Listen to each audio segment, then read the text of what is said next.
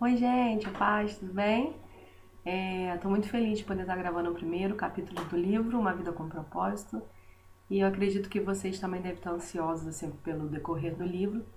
E eu quero dizer que durante esse vídeo, algumas vezes eu vou estar realmente lendo o livro. Então vocês não. Espero que ninguém ache ruim que eu esteja baixando lendo, porque não dá para decorar um capítulo inteiro do livro. Mal dá para decorar às vezes uma frase. Bom, mas antes da gente começar, eu quero deixar uma palavra que está em Jeremias 17, versículo 7, que diz assim, 7 e 8. Mas bendito é o homem cuja confiança está no Senhor, cuja confiança nele está. Ele será como uma árvore plantada junto às águas e que estende as suas raízes para o ribeiro. Ela não temerá quando chegar o calor, porque as suas folhas estão sempre verdes. Não ficará ansiosa no ano da seca, nem deixará de dar frutos. Amém, queridos? O que esse versículo diz pra gente? Por que isso veio na minha cabeça esse versículo? Porque eu sei que durante esse propósito de 40 dias, muitas das vezes a gente vai ter milhões de problemas, vários problemas. Deus não nos garantiu uma vida sem problemas, né? A própria Bíblia fala, né? No mundo tereis aflições, mas pra gente ter bom ânimo, acreditar, porque ele venceu o mundo. Então com ele a gente é mais que vencedor. O que eu penso diante desse versículo aqui, desses dois versículos? Bendito é o homem cuja confiança dele está no Senhor. Pode vir a seca, igual que está aqui, mas as nossas folhas vão estar verdes. Então, seja qual for o problema que você estiver passando, desanimado, não desanima não. Lembra que existe Deus, né? E que você é um propósito dele aqui na Terra. Peça a ele forças e vamos continuar, né? Lutando para que a gente possa conseguir vencer as etapas da vida e a gente alcançar uma não perfeição, mas porque é difícil, né? Hoje mesmo, num estudo num curso que eu tô fazendo de manhã, o professor perguntou, né, quanto que a gente se acha parecido com o caráter de Deus. E aí, de 0 a 10. E aí teve gente que disse 8. E eu acho que tiveram várias opiniões, várias notas, mas eu acho que a gente tá um 8, na verdade. Acho que a gente estaria bem melhor, né, do que a gente está hoje. Então, fica um pouco difícil. Mas que a gente venha estar aprendendo com Deus a ser melhor, tratarmos as pessoas melhor. A gente precisa muito de amor, o verdadeiro amor, né, o amor que vem dele, olhar as coisas com o olhar dele. E eu acho que assim a vida fica muito mais fácil pra gente poder. A gente abençoando outras vidas, né? E aí, à medida que você vai fazendo algo por alguém, vem sempre alguém que faz por você, Deus faz por você e assim vai. Então não desanima não, coloca essa confiança em Deus e para que, mesmo que a gente passe por dificuldades, a nossa, a nossa vida, a gente tenha força para continuar. Vamos lá então para o primeiro capítulo do livro. Para quem não pegou o primeiro vídeo, esse é o livro, Uma Vida com Propósito, e diz que nós não estamos aqui por um acaso. Então vamos lá. O primeiro capítulo diz o seguinte: tudo começa com Deus. E é verdade, né? Tudo começa com ele, porque foi ele que criou tudo. Então, não teria outro jeito a não ser começar com ele. Diz assim, Colossenses 1,16. Durante o livro, tem várias versões. Né? O Rick Warren, que é o escritor desse livro, ele pegou várias versões diferentes. Então, se tiver um pouco diferente da sua Bíblia, ou não, né? Você já sabe que é uma versão diferente. Diz assim, Colossenses 1,16, na linguagem que ele colocou aqui. Pois todas as coisas, absolutamente todas, nos céus e na terra, visíveis e invisíveis, começaram nele e nele encontram o seu propósito. E tem uma frase de um ateu. É engraçado, né, falar que um ateu, a gente fica sabendo disso. Olha o que ele disse. É o Bertrand Russell. Ele diz assim, ó: a menos que se admita a existência de Deus, a questão sobre o propósito de vida não tem sentido. Um próprio ateu, ele reconhece isso, né? Que se não admitirmos, aceitarmos a existência de Deus, a vida não faz sentido. E é pura verdade, né? E essa é uma palavra de um ateu, imagina a gente que conhece Deus. O livro diz assim: você não é o foco. O propósito da sua vida é muito maior do que a realização pessoal, a paz de espírito ou mesmo a felicidade. É muito maior que a família, a carreira ou mesmo os mais ousados sonhos e ambições. Se você quiser saber por que foi colocado nesse planeta, deverá começar por Deus. Você nasceu por um propósito dele, para cumprir o propósito dele. A procura pelo propósito da vida tem intrigado o ser humano há milhares de anos. Isso porque normalmente erramos já no ponto de partida, nós mesmos. Fazemos perguntas egocêntricas como: o que quero ser? O que devo fazer com a minha vida?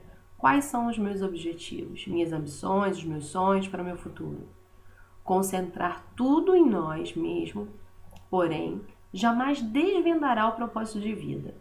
A Bíblia diz: a vida de todas as criaturas está nas mãos dele, de Deus, e é ele quem mantém todas as pessoas com vida.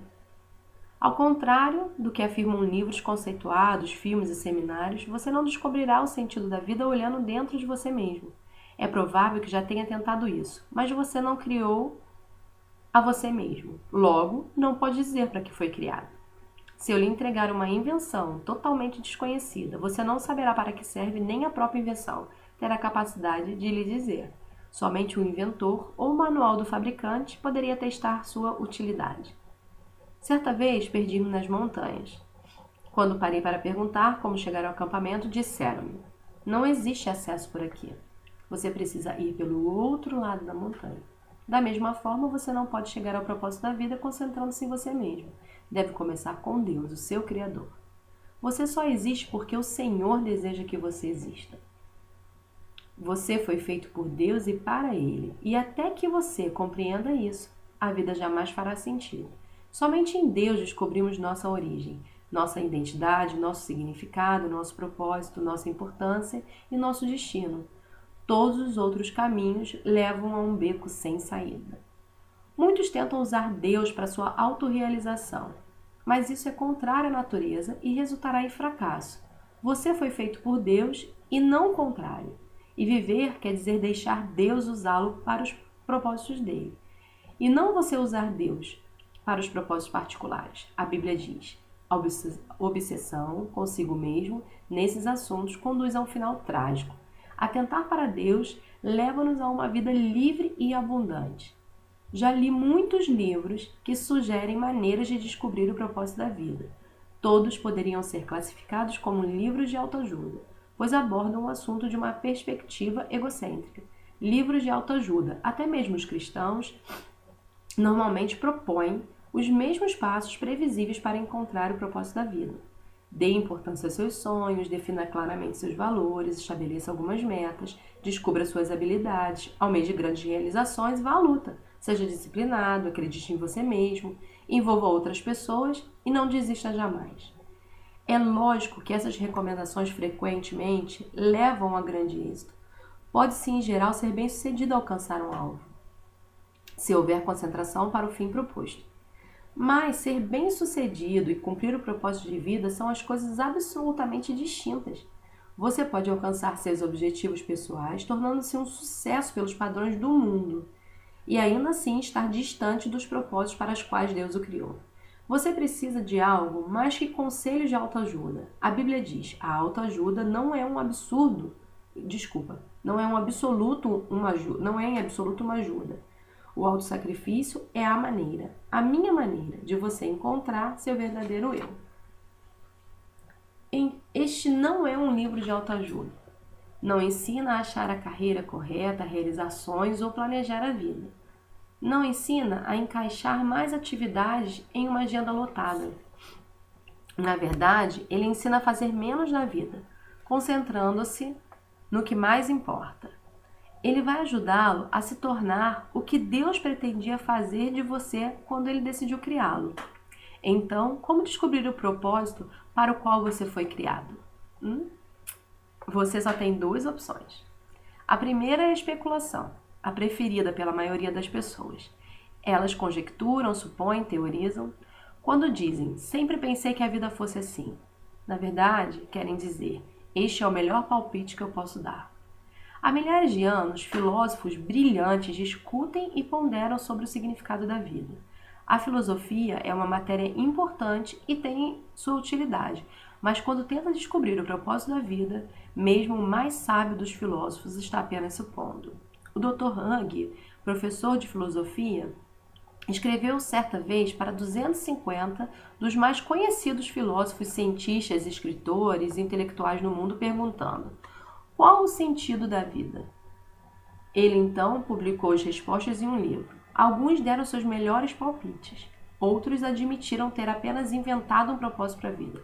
Outros ainda foram honestos o bastante para dizer que não tinham a menor ideia.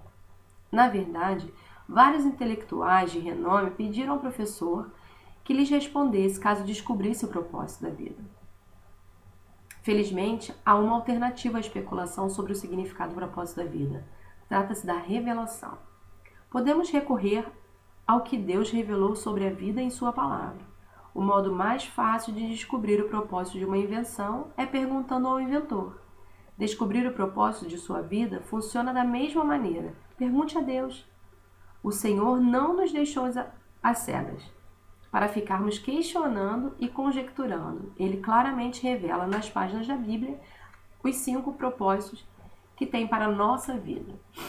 É o nosso manual do proprietário, que explica por que estamos vivos, como a vida funciona, o que evitar e o que esperar do futuro. Ela explica o que nenhum livro de autoajuda ou de filosofia pode saber. A Bíblia diz: a sabedoria de Deus trata profundamente de seus propósitos, não sendo sua mensagem recente, e sim a mais antiga. O que Deus determinou como o meio de fazer aflorar o melhor de si em nós. Deus não é apenas o ponto de partida de nossa vida, é a fonte dela. Para descobrir seu propósito de vida, você deve recorrer à palavra de Deus, e não à sabedoria do mundo. Edifique a vida sobre verdades eternas, não sobre psicologia popular, histórias inspiradoras ou estímulos para alcançar o sucesso. A Bíblia diz: é em Cristo que descobrimos quem somos e o propósito de nossa vida. Muito antes de termos ouvido falar de Cristo e de termos alcançado nossas esperanças, seus olhos já estavam sobre nós. Muito antes, né? Já havia planejado para nós uma vida gloriosa, parte do projeto soberano que ele estava operando em tudo e em todos. Esse versículo apresenta 3 critérios para o nosso propósito. Primeiro, você descobre sua identidade e propósito no relacionamento com Jesus. Se você ainda não vive esse relacionamento, explicarei mais adiante como iniciá-lo. 2. Deus já pensava em você muito antes de você pensar a respeito dele.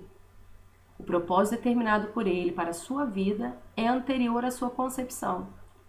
Ele planejou isso antes que você existisse e sem a sua contribuição. Você pode escolher carreira, cônjuge, passatempos e muitas coisas na vida, mas não pode escolher o seu propósito. Terceiro, o seu propósito de vida encaixa-se em outro propósito muito maior e cósmico, que Deus planejou para a eternidade. É disso que se trata o livro. Andrei Bitov, um romancista russo, ele cresceu sob um regime ateísta e comunista, mas Deus atraiu a sua atenção num dia triste. Ele recorda que aos 27 anos de idade, enquanto ele viajava no metrô de Leningrado, ele bota assim: fui dominado por um desespero tão intenso que a vida pareceu parar de vez, apropriando-se completamente do futuro e não deixando nenhum significado. Aí, de repente, ele naquele desespero, uma frase apareceu assim para ele, dizendo assim: sem Deus a vida não faz sentido. E aí ele repetiu, aquilo veio de novo para ele, e ele assombrado, assim, assustado, né, com aquela frase, ele repensou nela e ele saiu daquele metrô e caminhou em direção à luz de Deus. E diz assim: você deve ter se sentido perdido a respeito do seu propósito de vida. Parabéns! Você está prestes a caminhar para a luz.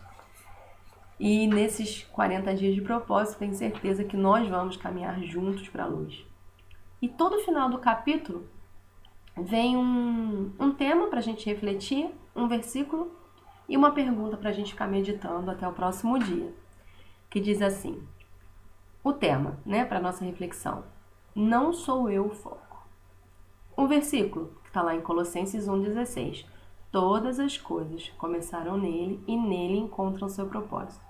E uma pergunta para a gente meditar: Apesar de todos os argumentos ao meu redor, como posso me lembrar de que a vida é, na verdade, viver para Deus e não para mim mesmo?